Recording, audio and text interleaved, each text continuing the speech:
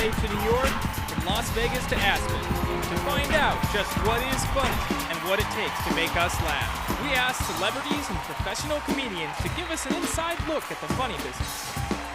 And then we asked America's funniest people to go ahead and tell us their favorite jokes. This is the best definition of comedy I've ever heard. If you take a stunt guy and dress him up like an old lady and put him in a wheelchair and push him down a flight of stairs, that's comedy. But if you push an old lady in a wheelchair down a flight of stairs, that's funny. Funny is a pie in the face. That's perhaps the most universal joke. It was funny long before you and I were here, and it'll be funny long after you and I are here. And it's understood by every language. It's understood by children. It's understood by grandma. This is why perhaps Chaplin was a world figure, because he didn't depend on speaking. You know, it was like he was the master of the pratfall, and you know, and the pie in the face, and it was all visual. You know.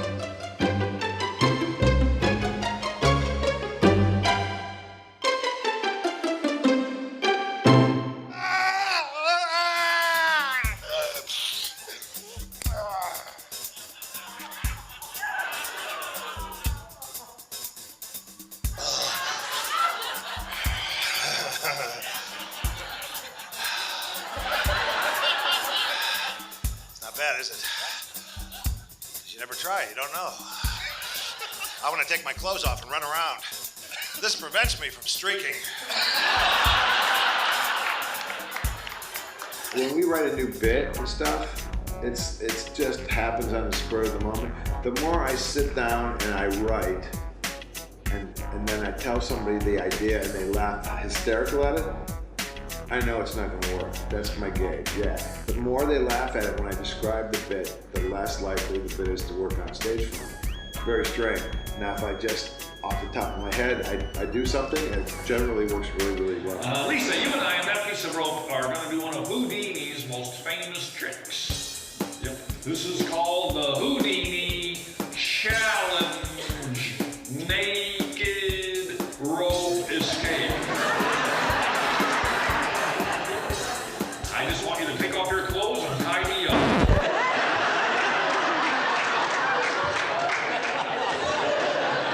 I'm kidding.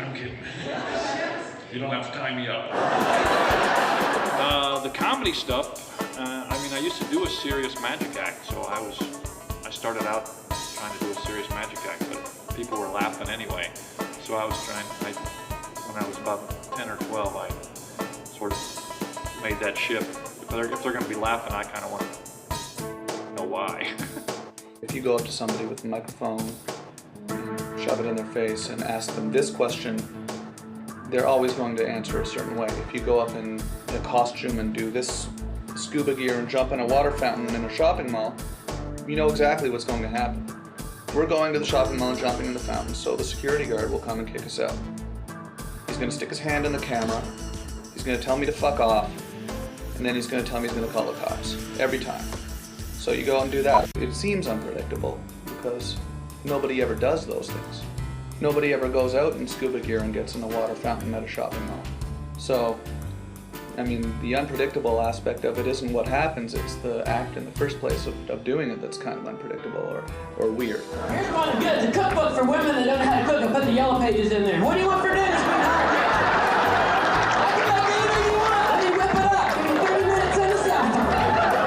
Delivery and timing, that's the whole key to comedy. I think from the very beginning when I watch Carlin and watch Cosby and watch some of the guys growing up, or Jonathan Winters, he'd come out with this facial expression and the crowd would start laughing. So it's all timing. So here's my advice when you fly. Put a map of the United States on your damn luggage.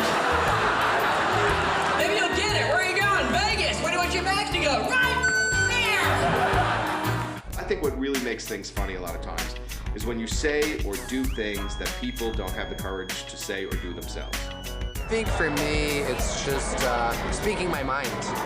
I just speak what's on my mind, and what's on my mind is already... first of all, I don't have a filter. My therapist tells me I gotta draw some boundaries, not only, physical, but verbal. Like, I gotta watch what I say and watch who I let, just watch out. The woman in my office, and she really said to me, I've got a girl for you.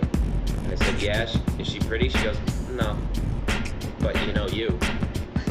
So I was like, okay. So I wrote that down. I always thought that, believe me, telling that on stage the first couple times is not a lot of fun, you know, like, but if they're laughing, you get over that quickly, and I think that's what comedy is. It's my misery. My guy friends call me. I got 20 messages on my answer machine when the Giants lost the Super Bowl. Beep, you Giants fucking suck. You suck, you Giants suck. I hate you, skinny boy. You Giants fucking suck. And that was my dent today. With the politicians, I've always tried to make them say stupid, dumb things. Reagan said, I'm working on new sources of energy because we can't allow, you know, on gas with all the problems in the world. So I'm thinking of building a pipeline to the sun. And then the reporter says, are you crazy? A pipeline to the sun? You can't build a pipeline to the sun. You'd get burnt up before you got halfway there. And Reagan said, no, we're going to work at night. Yeah, it worked pretty good last time. Yeah, just talking. Yeah, just talking. How do I do it? How do I do it? So we do that old routine called what kind of dog is it? I say, guess what my dog I'd fuck you say, what kind of dog is it? The other guy would look at him and say, female. I don't get it. You get it. Female. Is that it? The whole thing? What if we do it together? Let's see it. I mean, performance. Yeah, just kind of talk it through. Okay, what do I do? You walk down the street, I'll say, hi, Dick. You say, hi, Tom. I say, guess what my dog. Oh, look, there goes Dick walking down Main Street. Whoa! Hi, Dick. Oh, hi, Tom. How you doing? Terrific. Saw you walking down Main Street. Glad I caught you.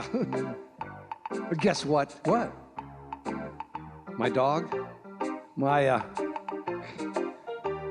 dog had pups. Is it a collie? That's the throttle. The stare, the look, and then when I turn away from it and do my line, I just hold it longer, hold it longer.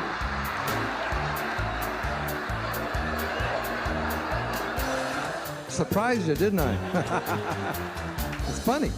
It's funny. Did you like it? You surprised me, too. Yeah, I was supposed to. Why would you try Did you like it, though? All you say is what kind of dog, because I got the answer. Okay, let me do it again. Okay, can you walk? Hi, Dick.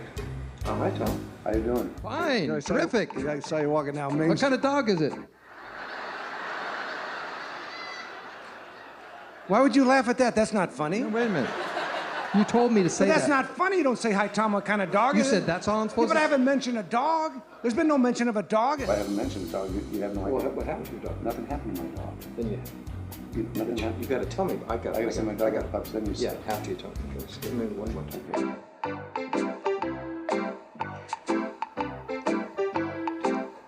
There goes that Dick. Decker walking down Main Street. Hi, Tom.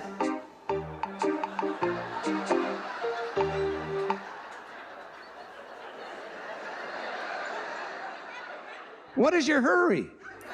No, you don't say that. I say hi, Dick, and then you say hi, Tom. I don't think the high's very important. It has nothing to do with There's everything important. If you say hi, Tom, first, it doesn't work. Why not? I'm not there yet. You're walking down Main Street, your back's to me, you can't see me. Why'd you say hi, Tom, if you can't see me? Your back is to me. I see an ending to it. And when I'm in there, I kind of keep glancing over towards this exit line that I know I have. The only reason I knew it was you is you're carrying that stupid bass. That's why I say hi, Dick. Then you turn around and see me. Then you say hi, Tom. Well, I thought I saw you. You couldn't have seen me. Your back was to me. It sure looked like It wasn't me. Jeez. whoever it was had your dog.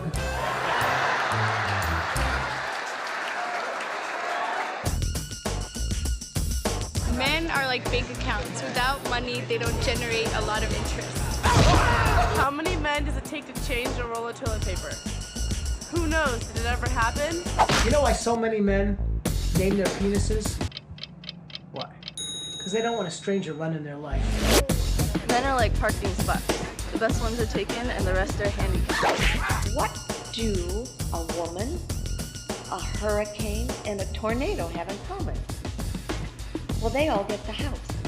Men are like mascara. At the first sign of emotion, they run. Okay, why did God build Eve after Adam? Because practice makes perfect. Men are like copiers. You need them for reproduction. That's about it. Why are men like flooring tile? Because if you play them once really, really well, you can walk all over them for years. Man walks into the doctor's office and the doctor says, I have the results of your test and I'm afraid you're gonna die. The man looks at him and he said, wow, how long do I have to live? 10, the doctor replies. 10, what the hell does that mean, the guy says? 10 years, 10 months, 10 weeks, what? Doctor replies, 9. 8. This guy really, really likes going to the fair, like the county fair, like the Ferris wheel and all that. He's really excited because the fair's in town, and he shows up and it's closed. He goes, oh, no fair. What do you do when you see Spaceman? You park, man. The joke is, why was Tigger looking in the toilet? Because he was looking for poo. Guy's walking down the street, he runs into a friend that he hasn't seen in years, but the guy used to have a stuttering problem. So he says to him, hey, how you doing? How are those stuttering classes coming? And the guy goes, need a pipe of pick to pick a pickled peppers. He says, wow, that's great. And the guy said, yeah, not much call for it. Do you know the difference between a fir and a spruce? This is a spruce, and this is a fir.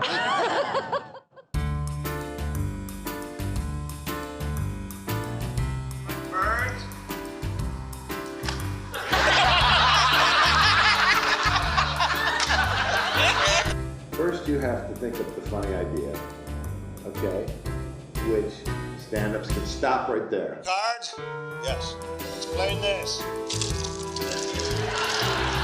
We have to go to the store, we have to buy, we have to build, we have to rehearse it, we have to paint it, we have to do everything. Here's a power pilot for rednecks. All right, let's see. Pick up shit from work.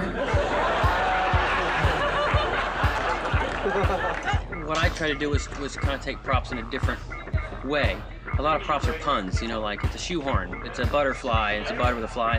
And I always wanted to do something that was more of like an invention, like an offbeat kind of absurdity to it, where it doesn't really have a play on words. I don't have any puns in the show, so I try to keep it where even if it's something like a plate for bulimics, that's not a pun. It's like it's an actual invention that, or like an idea put together two things. Oh, like this one, it's a plate for bulimics.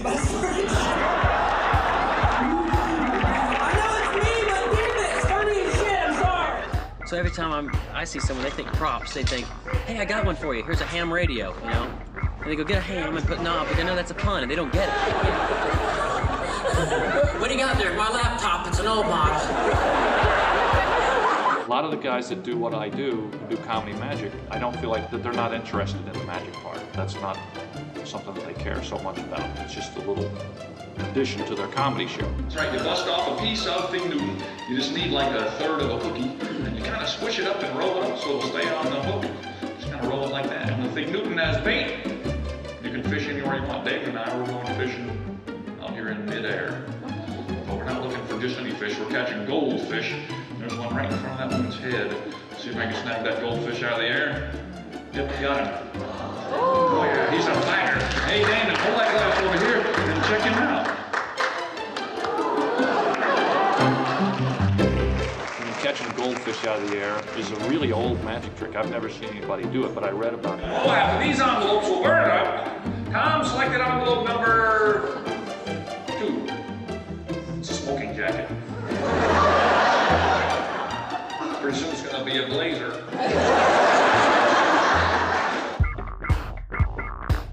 Why couldn't Helen Keller drive?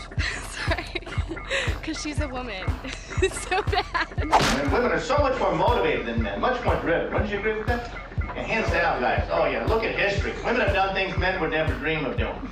Think about it. Years ago, women fought to go to work. Like, what the hell were you thinking there? Buddy of mine, so pissed off. He gets this dozen roses for his girlfriend. His girlfriend goes over to her friend's house. She's like, I got a dozen roses for my boyfriend. So I'm pretty much gonna have to spend all weekend with my legs up in the air. And she goes, why? Don't you have a vase? 2 men are on a golf course, and one man said, you know, I just got a great golf set for my wife. And the other man said, gee, that's a great trade-in. You know what I like? This is what a lot of guys like, a woman with a raspy voice. That's very attractive to me. It's not even a feminine quality. It's just when we hear a woman with a raspy voice, we think, hey, maybe she's all done yelling. I'm from a gang in San Francisco. My gang is called Los Jotos. For those of you that don't speak Spanish, it means the choreographers. My wife told me just the other day, she said, "Stop doing that character. People are gonna get the wrong impression about you. Now shave my back. And if you're good, I'll let you shave my tongue." How many men does it take to screw in a light bulb? How many? Just one metal screw, anything. How many feminists does it take to screw in a light bulb? I don't know how many. That's not funny. How many directors does it take to screw in a light bulb? 3. No, I'm sorry, 4. No. Yeah, 4. No. Make it 3. How many psychiatrists does it take to screw in a light bulb? How many? How many do you think it takes? Producers? How many producers does it take to screw in a light bulb? I don't know. What do you think? How many Catholic priests does it take to screw in a light bulb? How many? None. They still use candles. How many editors does it take to screw in a light bulb? You want to change that light bulb? We think that light bulb looks great just the way it is. How many Russians does it take to screw in a light bulb? It's military secret. How many development executives does it take to screw in a light bulb, of course? Does it have to be a light bulb?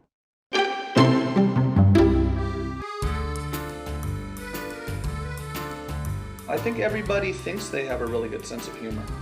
You could say to someone who's not attractive, hey, you're not that attractive, and they might agree with you. Or you could say to somebody who's short, hey, you're short, and they'd probably agree with you. Or if you said to somebody who, wasn't very good at mathematics, you suck at math, they would agree with you. But if you said to pretty well anybody, you're not very funny, I think pretty well you don't have a sense of humor. I think pretty well everybody would put up an argument. A sense of humor is genetic. I think there's a gene there where people, it's kind of like a defense mechanism. You learn to deal with your problems, and comedy loosens you up. Comedy it allows you to deal with all the bullshit in life. I think if you know who you are and you know your own voice, you know what your sense of humor is. My humor would not work for a lot of other people. Like, other people's humor wouldn't work for me if I tried to deliver their jokes. It just wouldn't work because it's not who I am. Ladies and gentlemen, the Stupid Joke Challenge. Miss Hot versus Mr. Cool. Please no drinks or food in the stadium. What do you call a man with no arms and no legs in the ocean? Bob. Your mom is so fat, she has to turn around twice in the shower to get her back wet. What do you call a man with no arms and no legs? Water skiing. Skip. Your mom is so clumsy, she tripped over a cordless phone. What do you call a man with no arms, no legs, under a car? Jack. Your mom is so dirty, she went to take a bath, the water jumped out and said, "You first." What do you call a man with no arms, no legs, on the wall? Art. Your mom is so stupid. She was going to Virginia Beach, right? She saw the sign said Virginia Beach left, so she turned around and went home. What do you call a woman with one arm and one leg? Eileen. Your mom is so poor, she went into Roy Rogers and ordered a large napkin and a small straw to go. Then she went over to McDonald's and put a hamburger on layaway and tried to steal some ketchup and got arrested. Then I went to your mom's house, right? And she invited me.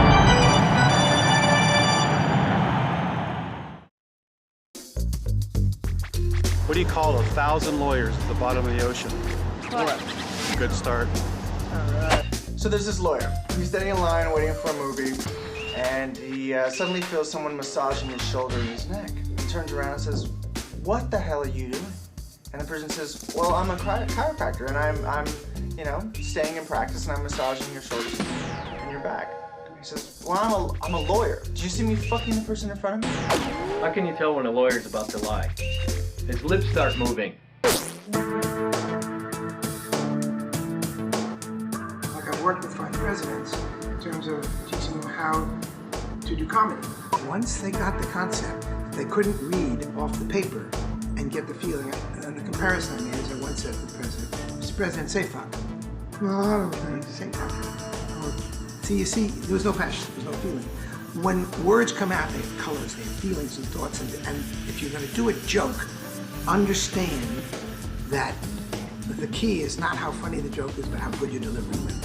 Some people just have a way of telling a joke. Some people can tell a joke so well, and a joke may be not that good, but just the way they do it. If you read a lot of my jokes, some of them are not that powerful, the neighborhood is artsy. I moved into my neighborhood in Brooklyn because it was very artsy-fartsy. And after 2 years, can I tell you something? It ain't artsy-fartsy.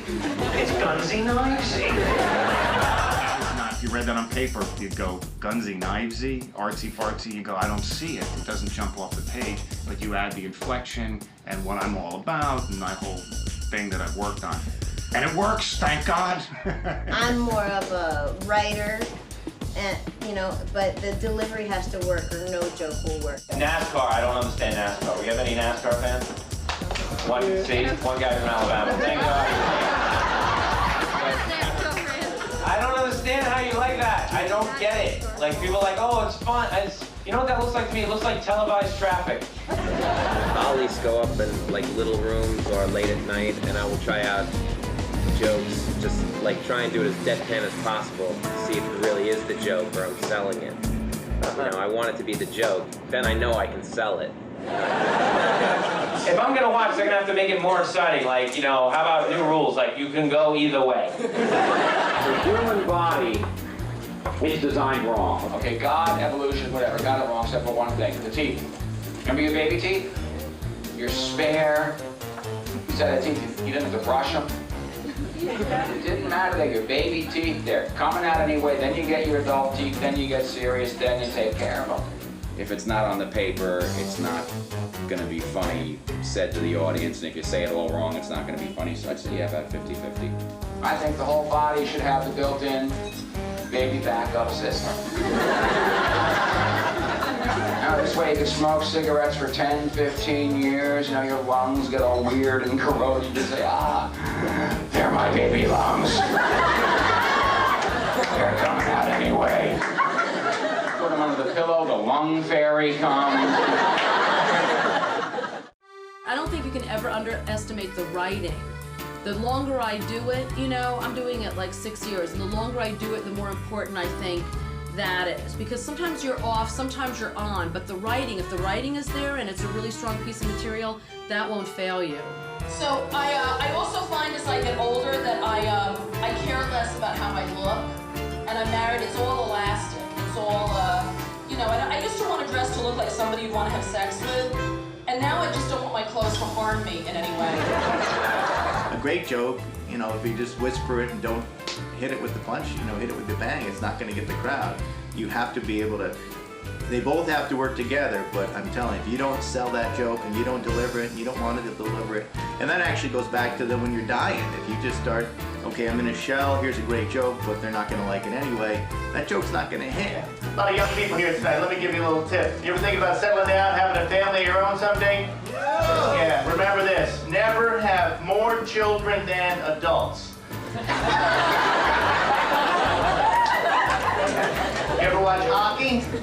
They call that a power play. Is that not the worst when you get pulled over? There's nothing you can do. You gotta sit in your car and wait till he walks up. You're like...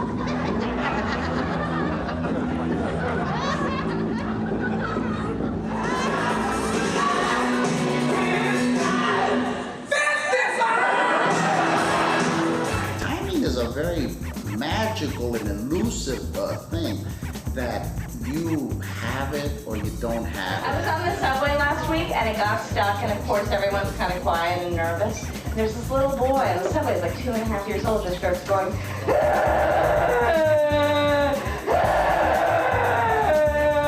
felt so bad. I'm like, what can I do? I feel so awful. And then I realized I had a piece of candy in my pocket. I pulled it out, I plopped it in my mouth, and then I felt a whole lot better. If the delivery, the joke is not good for me, the joke will fail. It's absolutely necessary that the delivery is on. But my jokes are, I'm not a person who's all about delivery. I don't think I'm a real natural at this, and I'm always if I just go up without much thought, it doesn't go well. I kind of still got to put more mental effort into it. But the year's winding down. 2002 has been a pretty good year, right? Great, it's a great year for people with dyslexia.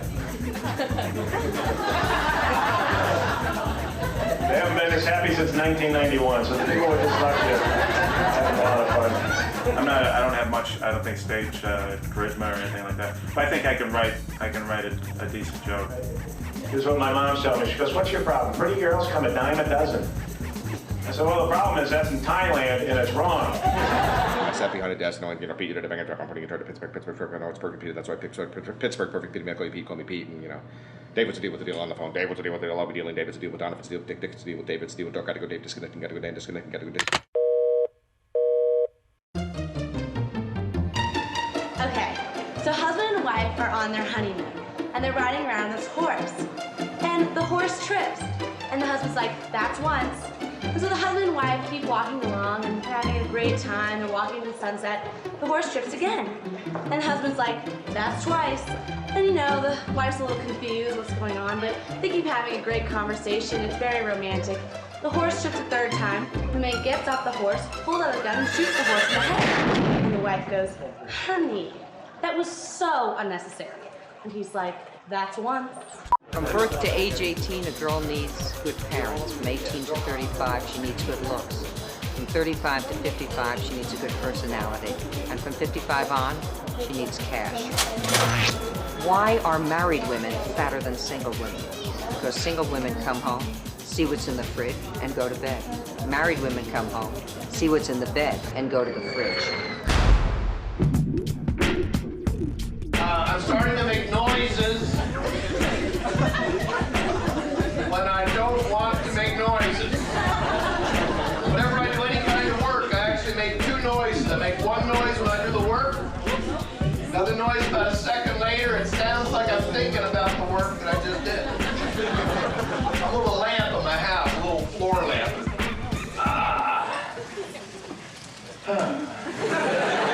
I'll sit in my chair in the living room, your big lounge chair in the living room. Guys were afraid of the prostate exam. Not to be ashamed of. Guys were afraid they're going to be hurt. Guys were afraid they're going to be embarrassed. Guys were afraid they're going to like it.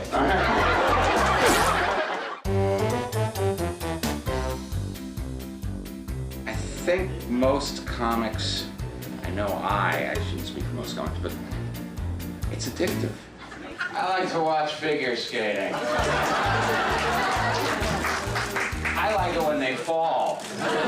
When you get an audience laughing and you go into that zone, I think your brain releases those endorphins that you get when you have sex or you eat chocolate or you do any number of illegal chemicals, and it's a rush. Figure skaters, little guys, tight guys, gay guys, flying across the ice, 45, 50 miles an hour, no protection, spandex with sequins on it. You fall down, that shit hurts. It's highly addictive. If everybody knew about it, they'd all be doing it. We don't have to take turns being an audience with each other. And now we have a new thing in Los Angeles called a photo ticket. Is anybody familiar with that?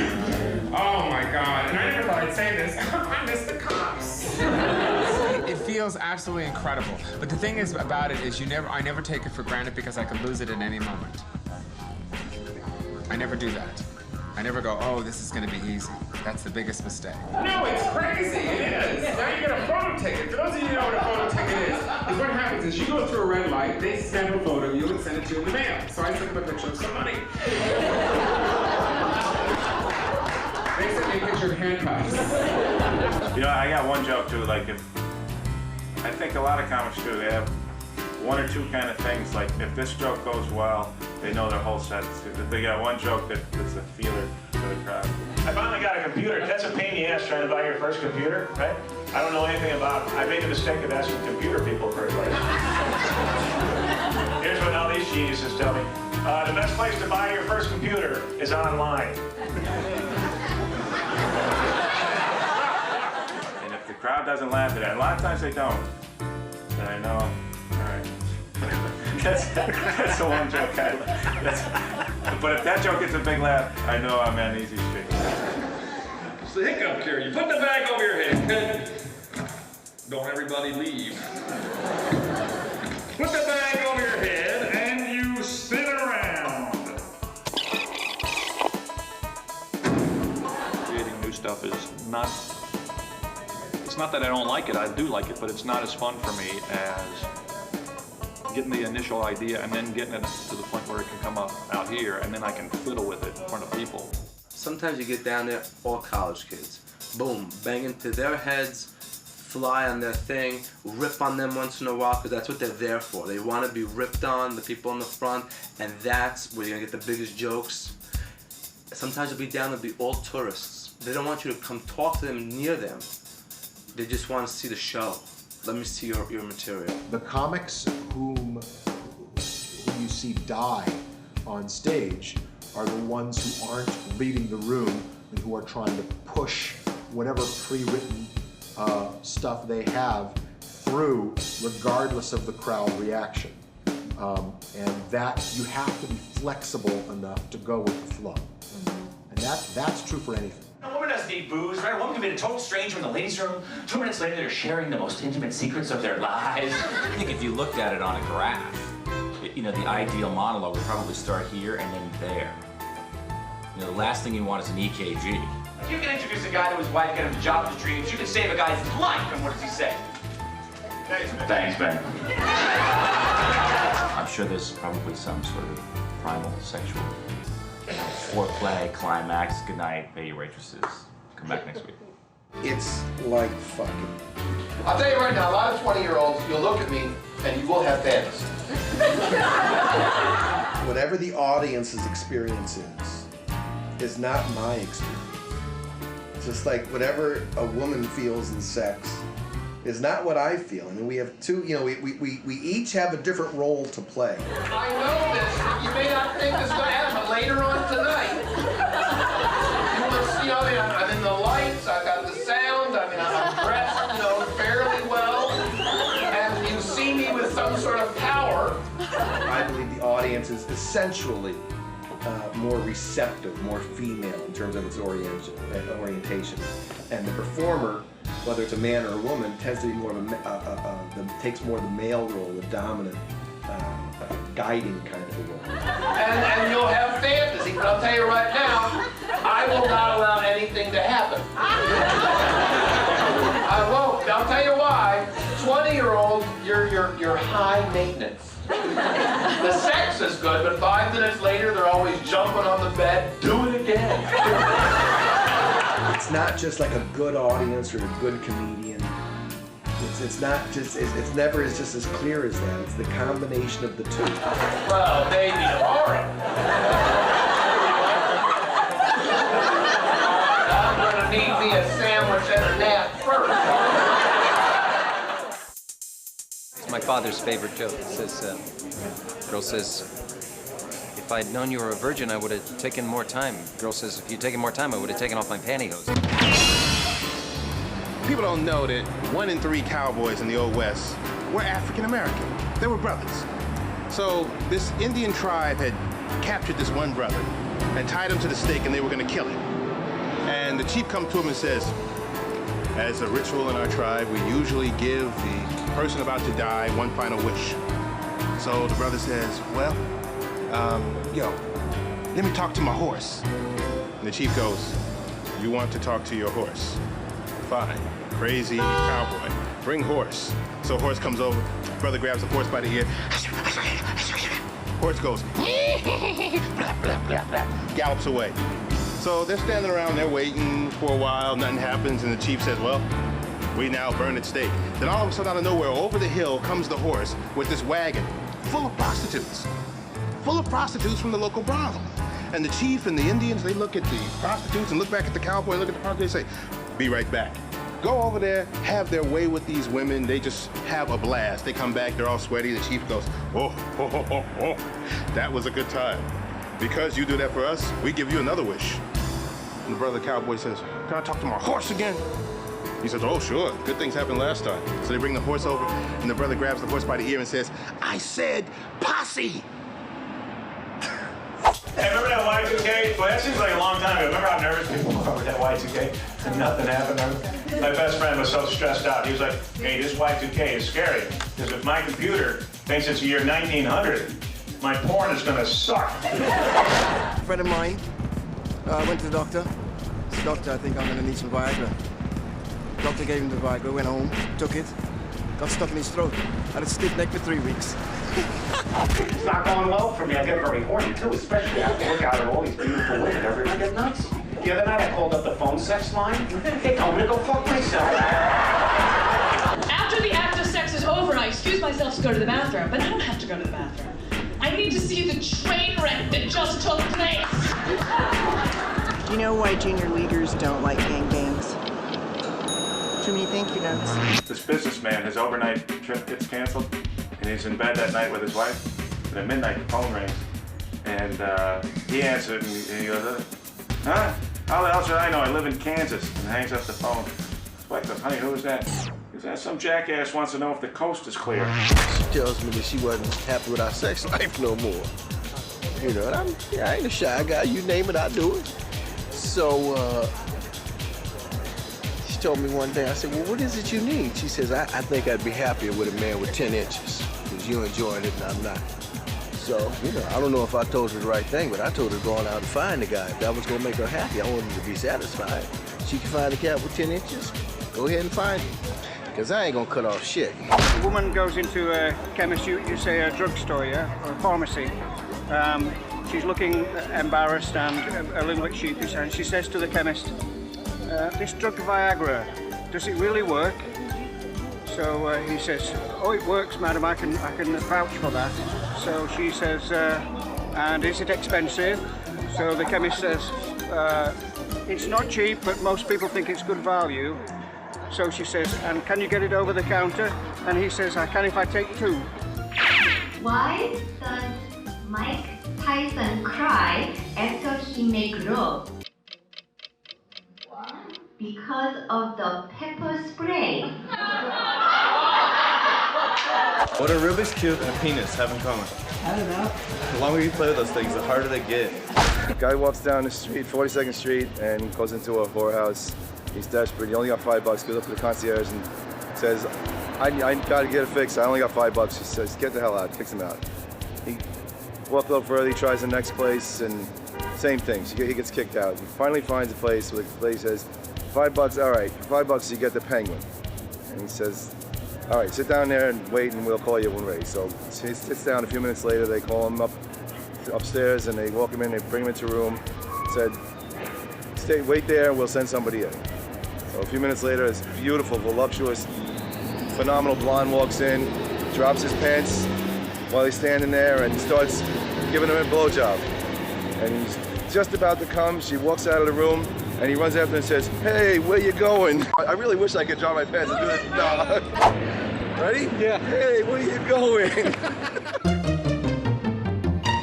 This one blonde is in her car, and she's driving down the street through a country road, and she sees this blonde in the middle of the field in a rowboat, rowing. And she pulls up to the side of the road and says, you know, it's blondes like you who give blondes like me a bad name, and if I could swim, I would come out there and kick your ass right now. Why did the blonde get lipstick on the steering wheel? She was trying to blow the horn. A blonde walks into the library and she goes, excuse me, ma'am. She's like, I would like to order a milkshake, some fries, and a hamburger. And the lady's like, this is a library. She goes, oh, I'm sorry, I would like. Why did the blonde get fired from the M&M factory? Because she was throwing away all the W's. Blonde and a brunette jump off a building. Who hits the ground first? The brunette hits the ground first because the blonde has to stop and ask for directions. What do you call the dead blonde in the closet? The 1965 hide-and-go-seek champion. What do you call 12 blondes in the freezer? Frosted flakes. What do you call a smart blonde? I don't know. Golden retriever. A blonde yells at another blonde across the river, and she says, how do you get to the other side? The other blonde says, you're already there.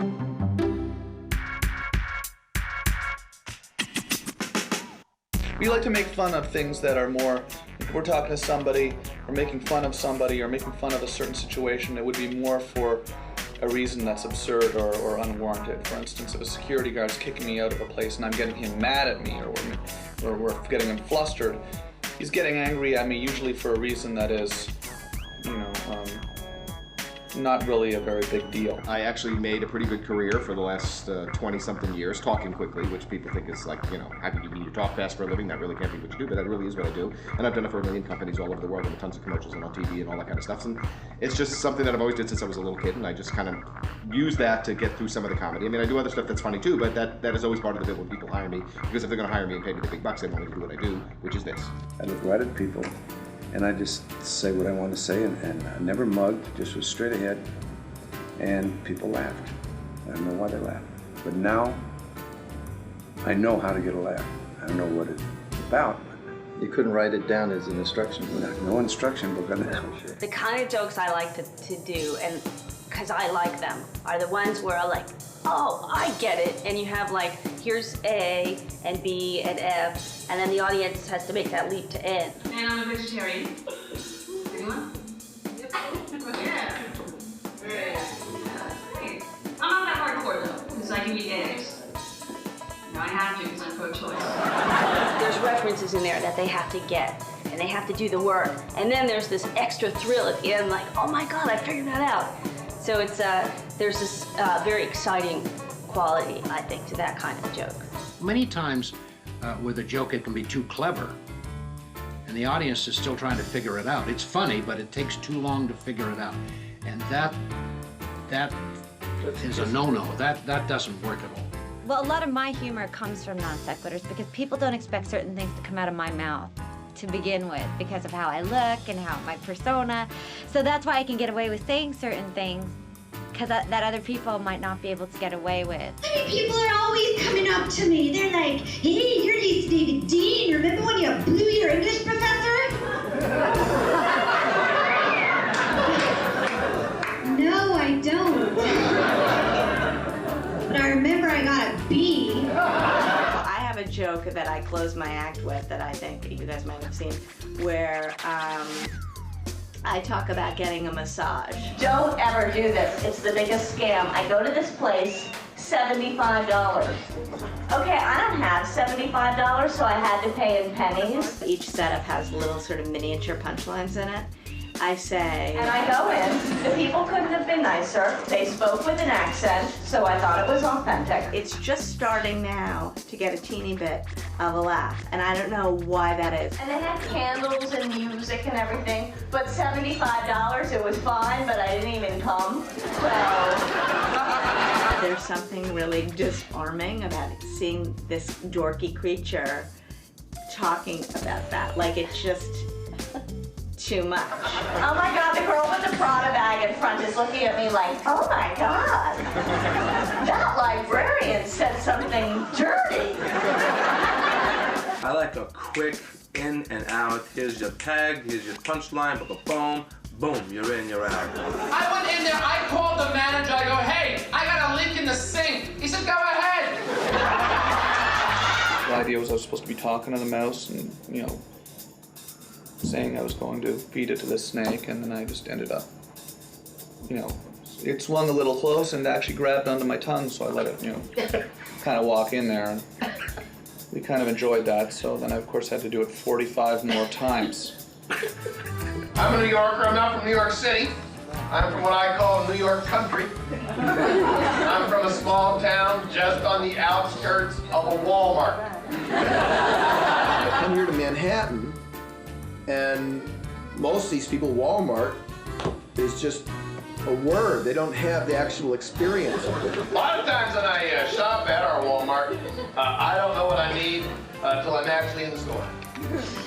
I don't have a list. What I have is an hour. And you just grab a cart and start walking.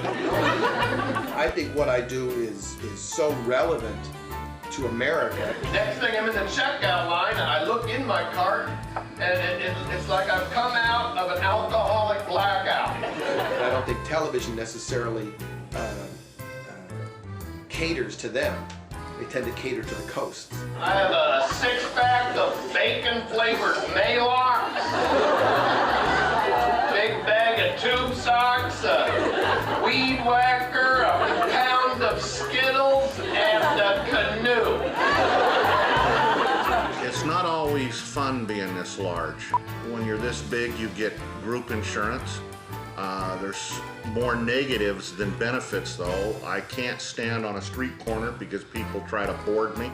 Big people, I think, make fun of themselves because it's easier to make fun of yourself than it is to have somebody else make fun of you. Put your fist like this. Mike Myers taught me this on Cat in the Hat that I'm working on right now. You take this, then the other person opens up your thumb, then the other person sticks their finger inside your fist, then closes it and goes, "Thanks for cleaning out my toilet." Why'd the cookie go to the doctor? Because he was feeling crummy. Knock, knock. No. Who's there? Yeah, who's there? Abraham Lincoln. Abraham Lincoln who? You never heard Abraham Lincoln? Why do doctors tie the umbilical cords on babies when they're born? I don't know why. So they don't go.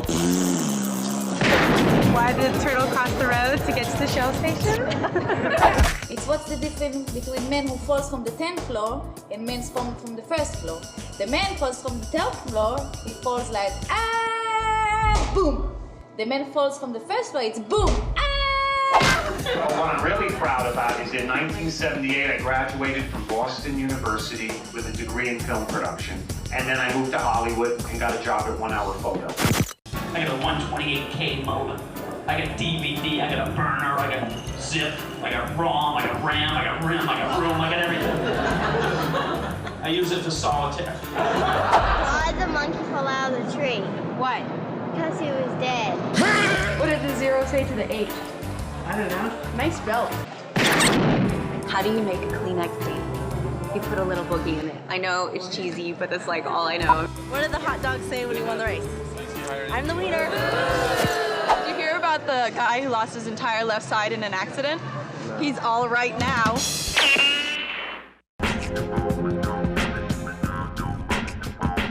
I was on the subway, so I asked the conductor if I could make the next stop announcement because it was my birthday.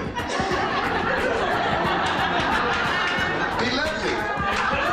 So I made the announcement as Barry White, and this is what it's happening. Ladies.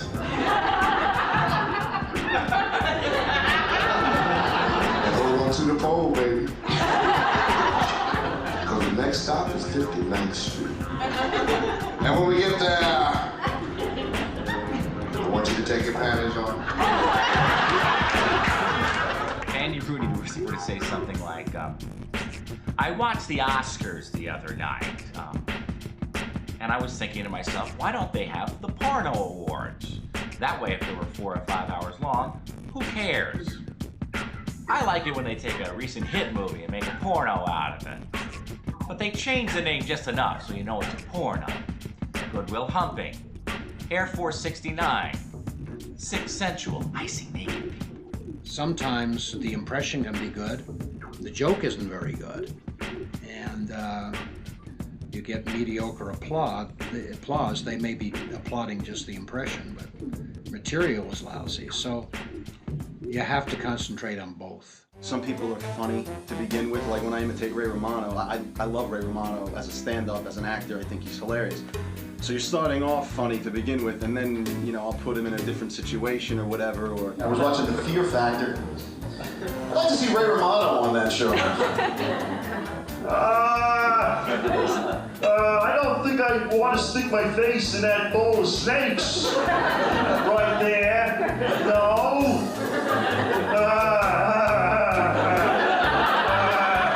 Oh, sign me up for that one. You take George Bush and squint your eyes and say things like, this war-a-thon thing against all extremistic fractions is concludified. We will go in there and we will win this war. I don't know what I'm talking about, but I'm serious. I think I saw the guy. Scarface was like, I was in high school, and that was a cult movie, and it was amazing. And a lot of people were watching that. I was like amazed with his performance in that. So I was Tony Montana all the time in high school. Joking with my friends, and then I realized his greater body of work and started watching all the Godfathers and picked up the Don Corleone character. And then I was a big fan, so I kept watching all his other movies. And you know, when you kind of look like him a little bit, it does help. What the fuck was that?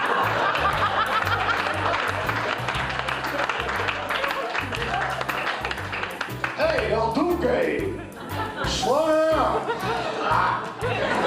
Metallica did a Britney Spears song, then it was rock.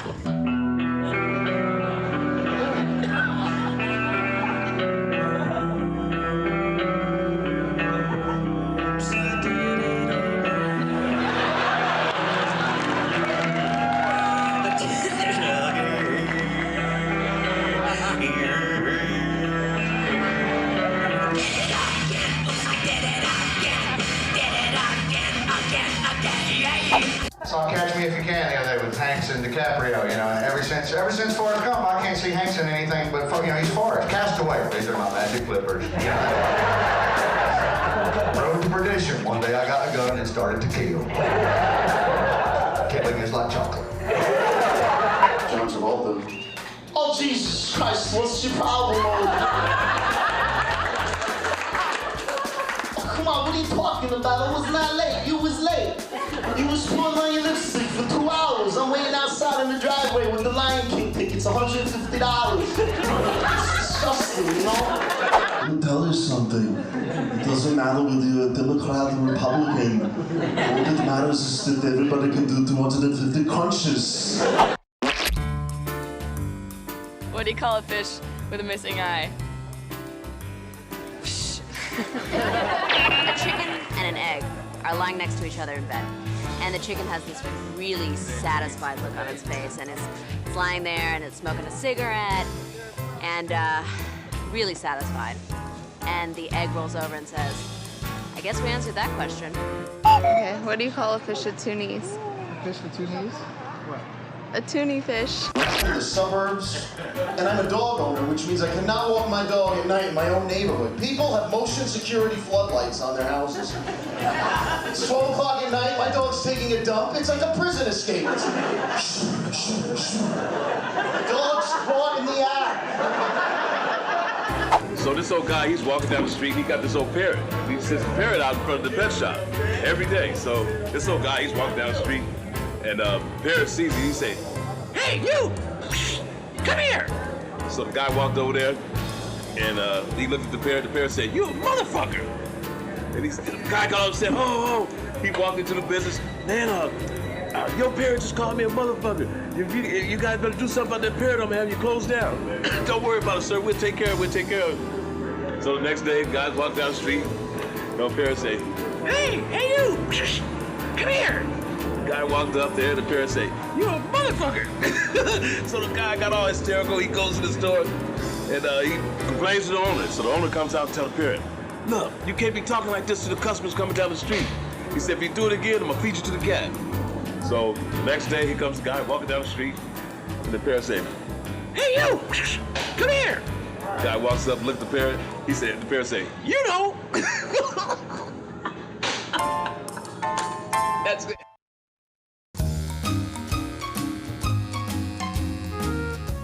The great thing about show business is nobody gives a damn what you are, where you came from. There's only one word. You got any talent? I believe that comedians are like restaurants. You know, you go see Jackie Mason, he's serving deli food, right? Yeah. He's got the tongue and he's got the, you know, the brisket, and that's what he serves, you know? You come to my restaurant, I serve fine Mexican cuisine. Not that many people who actually sound and act like you because you don't look Italian. So I started kidding around with the idea that maybe that would be a great stand-up routine. I'll tell you people in this room right now, I'm a full-blood Italian. Both my parents were born in Italy. And I can prove it. I didn't have to write anything down, I just talked the truth. Whatever was the truth that came out of my mouth. I'm 38 years old, and I still live at home with my mom. But if you think you're kinds of families act different when there's a fight in the family. Like the white Anglo-Saxon Protestants, you guys are the best. What do? You go in the basement, you pull down the shades, you talk it over, happy, right? I grew up in Los Angeles with nouveau riche European, Jews. Jews, blacks, Italians, Hispanics, gay people, we wait for a fucking holiday, man. So, I don't know, so that kind of thing, it's just yelling and screaming. Your mother runs out on the lawn and she has a knife! Well, I studied a little history and I knew that the Jew had survived through the centuries by being a jester. And it's very hard to kill somebody when they're laughing. What I like about you guys is you have all these fun characters in your religion, like Santa Claus, right, and the Easter Bunny. It's like the Disney kind of religion. It's fun. It's really fun. Dude, we don't have that. We don't have any characters. We don't even have a Grinch, because who would steal Yom Kippur? It's easier going out with a non-Jewish girl than it is with a Jewish girl. The things you can do with a non-Jewish girl, you can't do with a Jewish girl. You can say to her things like, Christina? That's the next. I'm giving you one rose because you're the only one for me. Because she's like, oh my God, he's so sensitive and sweet. Because he's Jewish. Pull the same stunt on a Jewish girl, say to her, Rivka. I'm giving you one rose because you're no. You're giving me one rose because you're too goddamn cheap. Interracial couples are still taboo in 2003. You know what I noticed about interracial couples, though? Nobody cares if they're both ugly. Have you noticed that? Monkey Park has so much permission because she's coming from a place of naivete and innocence. She doesn't really even know what the jokes she's telling means. Welcome into the bar. And he has a dog on his head. Kike coming up.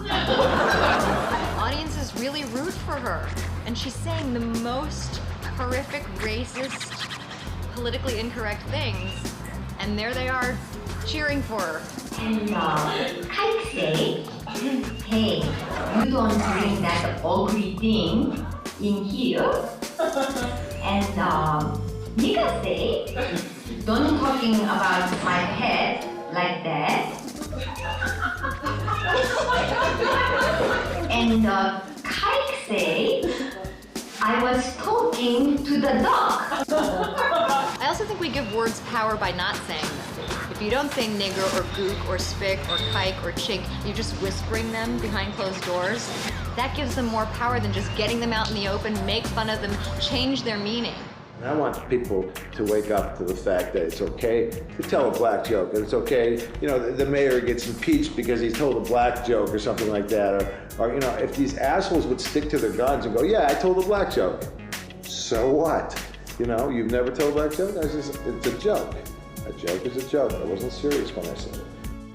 I think Jewish humor, African American humor, Indian humor, Dutch humor, French humor, it all plays on the riff of our egos. And so there's a gap in America, economic, racial, gender, all of these various things. And each one of those, of course, are ripe for comedy. What do you call an Italian with a rubber toe? I don't know. What do you call an Italian with a rubber toe? Roberto! I want to invent my own character for our people. I'm going to invent one. I'm going to call him Presenta Claus. He gives 20% off at Toys R Us. Doesn't put gifts in the stockings, just coupons. Like, yo, man, then why you be dissing me like that? And why you got to step on my $150 Air Iversons? Yo, I bust a cap in your ass for that shit, fool! And this guy was white. One of the most, favorite name is a 69. Asian couple doesn't look like 69. Looks just like 11. The first first husband was a Jewish karate instructor. I went to his class, it sucked. Every time you break something, you gotta pay for it. I'm gay and Jewish, so I'm pissed. And I was in Europe, and then I came back and I did a big show called Gay Day in Disney World. They had a big sign there that said, "Gay people will be here today, please don't feed them." I thought, my God, this is the happiest place on earth. Where else would we go? I've lived here for a long time, and and people here make fun of me in the way I talk black. The New Yorkers are such an articulate group. I really need to find when you got somebody going, Bombay, Tony, come over, look at this fucking guys. A Greek friend of mine told me in Greek the other day, and I thought it was hysterical. Nobody else will probably get it. It's about a guy that says to the restaurant man, "I'd like 99 shish kebabs." The restaurant guy says, "I'll give you 100. The first guy says, "Who's gonna eat all that?" Why don't Mexicans cross the border in threes? Because it says no trespassing. Two Israeli soldiers in the '67 war who were approached by their sergeant. He says, "Hey, Phil, for every Arab you bring in, you get $1. And the next day they go out, sleeping in their little thing, and they get up, and there they are surrounded by the Jordanian Legion. And Abe looks at Phil and says, "Phil, wake up, we're rich." Two rednecks sitting on the front porch watching a dog lick his balls. One of them turns to the other one and says, "Boy, I sure wish I could do that." And his friend says, he'll bite you. There's a photographer and there's two black chicks he's gonna take a picture of, okay? The photographer's there, okay, stay still, I wanna focus. And then one black girl says to the other, "What did he say?" And the other black girl says, "He said he's gonna focus." And the other black girl says, "Both us?" The INS were interviewing some immigrants. They said, "Give us a sentence using green, pink, and yellow." So it goes, "That's easy. The telephone rings. I pinked it. It said yellow."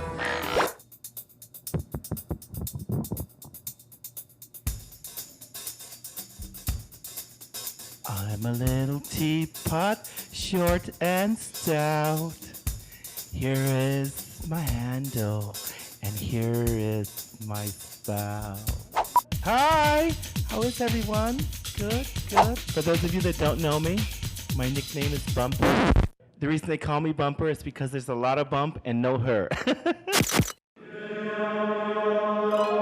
Jesus is up in heaven near the pearly gates, and he finds this very old man walking towards him along the ear and everything. Jesus says to him, "May I help you, sir?"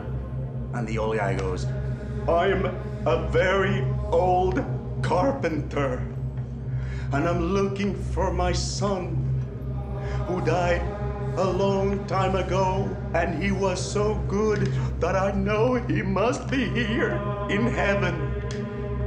Can you help this poor old carpenter?" And Jesus is, by that time he's crying, and he goes, "Father!" The guy goes, "Pinocchio!" So God wants to go on vacation, right? He can't decide where to go, so he calls up Gabriel and he says, "Hey Gabe, I want to go on vacation, where should I go?" He's like, "What do you think of Mercury?" He's like, "Oh, it's kind of hot, you know, I can't deal with the heat anymore." He's like, "All right, what do you think of Mars?" God's like, "Oh man, those Martians, they just party too hardy, I can't handle it."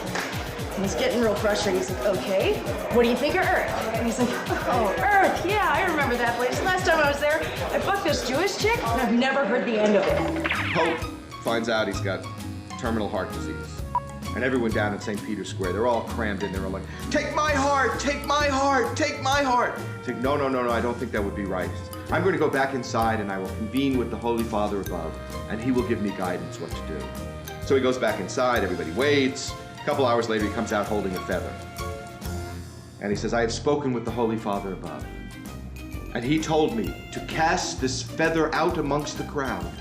And wherever it shall land, that is the person that will give me their heart." So he throws the feather out, and they all go down there. "Take my heart, take my heart, please, please." What's the difference between a Catholic girl and a Jewish girl? You got me. A Catholic girl has real orgasms but fake jewelry. Priest and the rabbi are in a corner, and the little boy walks in front. And the priest says, "Hey, let's go screw the kid." The rabbi says, "Out of what?" I was not a good Jew. I couldn't go home for Passover yesterday. because I have a yeast infection. So you heard about the time when Moses went up to the mountaintop and he spoke to God and he came back to the assembled people and he said, I've got good news and bad news. The good news is I've got him down to 10. The bad news is adultery's still in. When you're writing political comedy, which is mathematical, and then you take it right out of the newspapers, for example, Bill called me up at one point and said he wanted to do a line on Nixon. He was doing the gridiron dinner, which is a big Washington event where everybody kids everybody.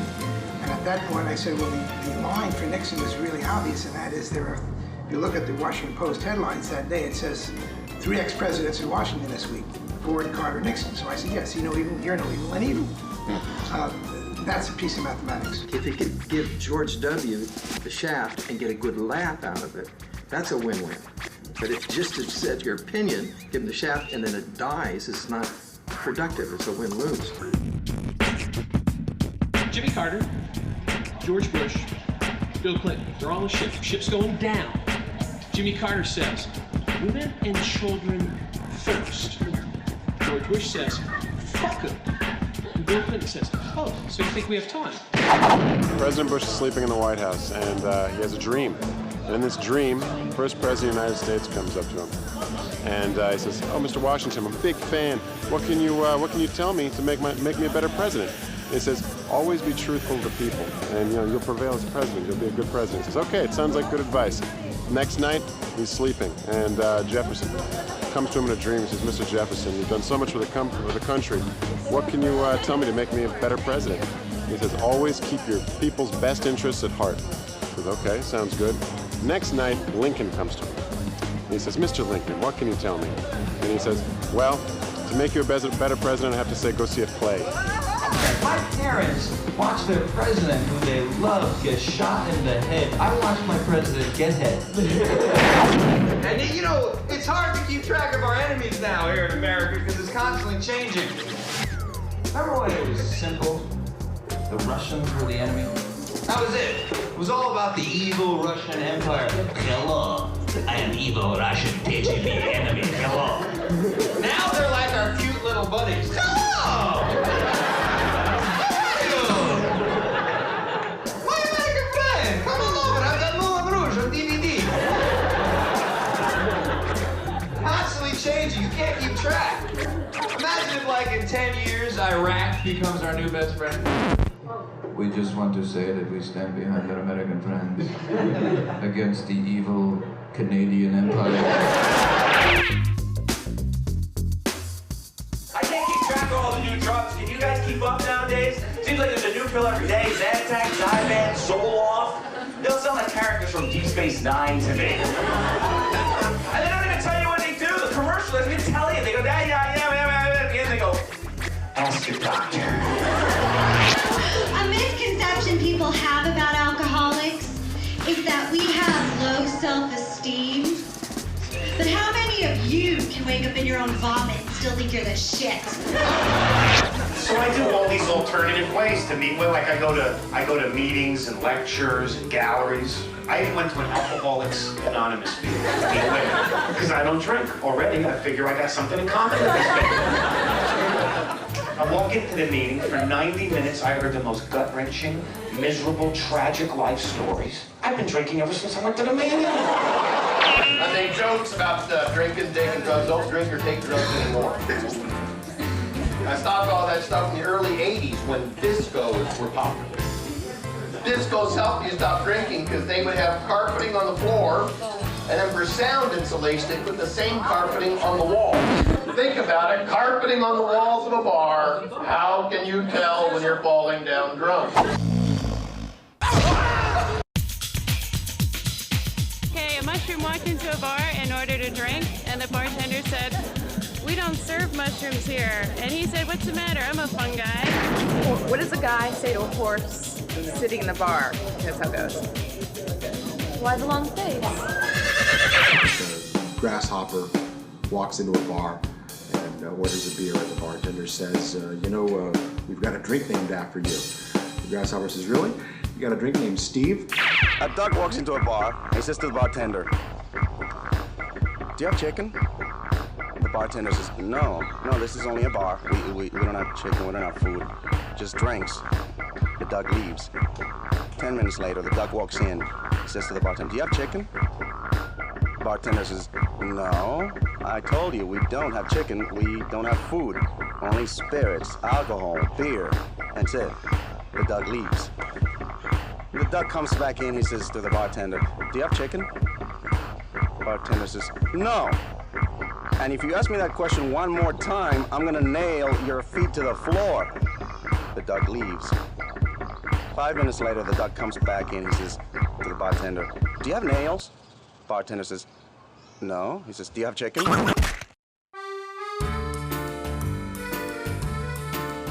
Unfortunately, as comedians, we got stuck where it's very hard to write for what we do, and therefore we have to take huge risks on stage to find it. I'll experience something and then tell my friends about it, and I'll get so excited about telling them how ridiculous it was and what happened at the situation, and I'll see that it's a funny thing, and I'll put it on stage. Jasmine, take a spin class. Clap your hands if you ever even heard of a spin class. Let me rephrase that. Man, let me tell you what a spin class is. Then of course there's, the taglines within there. You tweak them out on stage. It's a full hour jumping up and down and up and down and up and down on a steady bike for a full hour. I got off that bike after an hour. I felt like I was in prison for a weekend. I never did anything with a dead animal for about 4 or 5 years of doing the show, but that started when we would go on these cross Canada, cross America road trips, and you're out. Now we're out in the road, but before we'd always been shooting in the city. So now we're out in the road, and when you're driving down the road, you see a dead deer, you see a dead moose, you see a dead cat, you see a dead dog. You've been driving for 16 hours through British Columbia, you haven't seen anything, you're out with a video camera trying to do something funny, and you drive by a dead moose, you have to pull over and do something with it. It's weird because, you're trying to have a baby and it's between you and your husband. Then you do artificial insemination. All of a sudden, it's kind of like between you and the doctor. For my taste, all the best stuff comes from painful stuff. And your feet are up in the stirrups and she comes to you with a turkey baster, basically, and, ketchup. And, she didn't dim the lights or put on any music, which I thought was bullshit. And so if you can laugh about it, it's such a great release. It's just a great catharsis. Not everything has to be so painful, but the stuff that really makes me laugh is usually about people revealing their vulnerability and their struggle and what it's truly like to be alive in their skin. So weird, she's just standing there like looking at me and I'm looking at her and it's so vulnerable, I didn't know what to say. So finally, I'm just there, I looked down and I looked up at her and I said, call me. This is what's funny about my mother. She's dying. And when I see her, it gives me the ability to kind of eulogize her while she's living, which is something that, in a way, is a gift, because when you can see the things that you realize about people once they're gone while they're living, you can really appreciate them. Ironically, she still makes me want to kill myself when we're together. I am at the age where when I go to the doctor for the routine physical checkup every year, it seems to involve new and increasingly excruciating and mortifying investigative procedures, usually involving my ass. I don't know where they come from. Same place everybody else gets their ideas, and there's a little store on 9th Avenue that sells them. I was at Starbucks across the street before I came here tonight, and a woman, I know this is very cool, but a woman was in front of me, and she had probably the ugliest kid I've ever seen. I was this kid's chia pet. I'd drink a bottle of weed eater if it was an ugly kid. And I caught myself staring at her. And she catches me, she turns to me, she says, what do you think of my baby? I said, compared to what? The movies are not right for the kids. The Beauty and the Beast, the Aladdin, that little fucking mermaid. What does it tell your kids? If you're a beautiful white Protestant, you have a 45-inch bust and a 2-inch waist, you get to fall in love. Otherwise, honey, you're a big, fat dancing clock. That's what you are. She's relentless. She's the only one in the world that wake you off the couch to ask you something stupid. Lenny, wake up. Wake up. Wake up. Whoa, what is it? Are you hungry? Do you want something to eat? Hey Mom, what indication did I give whilst I was sleeping that I wanted something? Was I laying there going, chicken? It's a lot of bullshit. I'm glad I don't have kids because I will bust their whole bubble. Because the whole Santa Claus shit don't make sense to me. You know, you gonna spend all this money on these toys and then you give somebody else the credit for it? That's dumb to me. That's ass backwards. You understand what I'm talking about? I wish my son would open up his shit and be like, Daddy, look what Santa bought. I'm like, who the fuck is Santa? Look what I bought. Look at these receipts. Do you see claws written on this shit? There's two kids in this house. They're both like 3 years old. It's a boy and a girl. The little girl says, what's that? The little boy says, I don't know. And the little girl says, can I hold it? And the boy says, no. And she says, why? He said, because you already pulled yours off. I'm all set up now with DSL on my internet. Now I can meet women from all over the world. I'm on the dating services. This is just the greatest thing I've ever discovered. I met this one woman. She's living in Chechnya. This is what her profile said. Conditions in my city are so horrible, I will do absolutely anything to get out. Now that's what I want to hear. Very tough being single these days, very tough. Reading about this, it's so tough for single people. There are actually now chastity clubs in America. Chastity clubs, groups of men and women who get together for the express purpose of not having sex. These used to be called bowling leagues. What's the difference between a girlfriend and a wife? What? 15 pounds. And I went to a meeting of sexaholics. This short, bald guy stands up in front of everybody and goes, I'm married to the most beautiful woman in the world, and yet every night I feel compelled to have sex with as many different women as I can. What compels me? What's wrong with me? I'm standing there going, how does he do it? What is this idiot have that I don't have? So I followed him after the meeting. You know where he went? Bullshitters Anonymous. You know what Dover does? She does this. She reads that Cosmo and the Glamour, those magazines. She reads those? Yeah. This is what gets me about it. She reads it every month. She hasn't missed a month for 8 years, right? And on the cover, it's always the same headline. It's always like, what new move you must try in your man to make him go wild. The 7 new moves to drive him crazy. Been my girlfriend for almost 8 years. I haven't seen one new friggin' book. What's she skipping over those pages? Or what's the new moves? They're rolling over and going to sleep? Is that the new move? That's a good move. The single scene is so young these days, right? You can't even tell how young these girls are. They get all gussied up with makeup. My buddy fixed me up on a blind date, right? We go out to dinner. This girl's really cute. I'm hoping she's roughly my age. We ordered dinner. She ordered biscotti. Biscotti with juicy juice.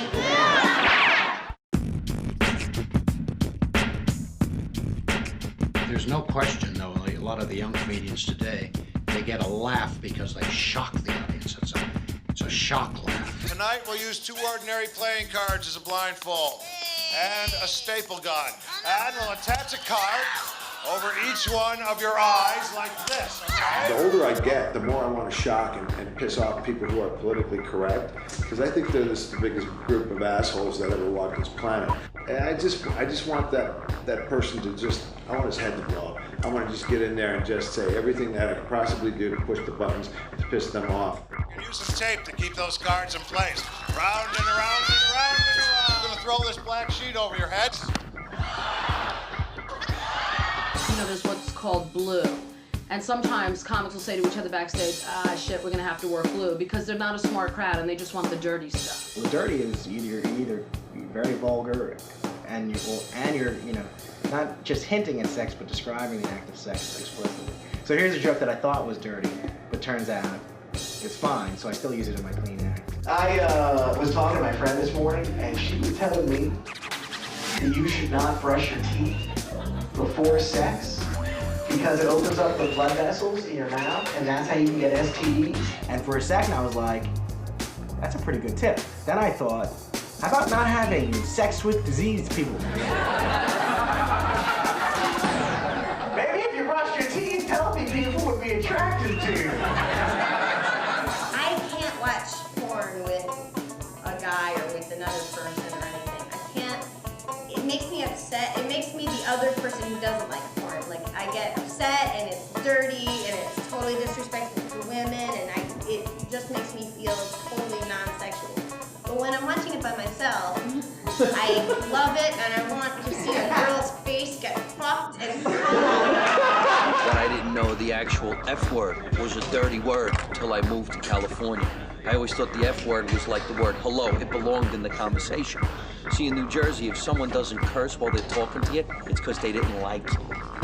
But if they curse while they're talking to you, it's a form of passion, means they love you. Like if I was to say to you, mister, you look good, you know I just lied to you. But if I said, hey, you fucking look good, now you know you do. You can tell everybody. So what do you think? A little dirty talk, good or not good? Great. I went for this one time. I decided, me and the girl are rolling around on the bed, right? And I'm gonna do it, right? Right at the right time, I decided to go for it in my little shitty little life, you know, one. And I lean over to the girl and I go, I wanna fuck you. Just like that, very innocent, Dr. Ruth. This girl goes, ew, that's disgusting. That's disgusting. You're disgusting, Lenny. We're never gonna do it now. And I was like, oh my God, thank God I did not say in your ass. Thank God. Duty is actually one of probably the top 3 most important things in comedy. It's a timeless comedy subject, is duty. The name should tell you what it does, right? Like X-Lax? What the hell is that? It should have been called shit now. Now, as we grow older, we have a snobbish appeal about this one. You know, those are fart jokes, and how dare you? These things are so low, common, but there really isn't. You know, the purpose of doing stand-up is very simple. It's to get a laugh. Hey, because this little girl came up to me, she's like, can I help you? Can I help you? I was like, you know what? I've got hemorrhoids and diarrhea. Do you guys sell pants? What's the difference between a snowman and a snow woman? Snowballs?